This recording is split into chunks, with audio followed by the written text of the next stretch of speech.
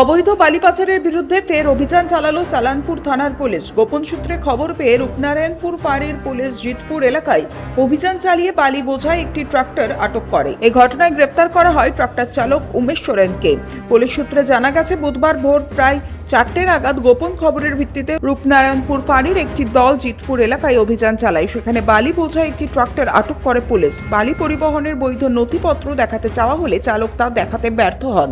এরপরই ট্রাক্টরটি বাজেয়াপ্ত করা হয় এবং চালক উমেশ সোরেনকে গ্রেপ্তার করা হয়। ধৃত উমেশ সোরেনকে বুধবার আসানসোল আদালতে পেশ করা হয়। অবৈধ বালি পাচারের সঙ্গে যুক্ত পুরো চক্রের সন্ধান পেতে এবং ঘটনার বিস্তারিত তদন্তের জন্য পুলিশ 7 দিনের হেফাজতের আবেদন জানিয়েছে।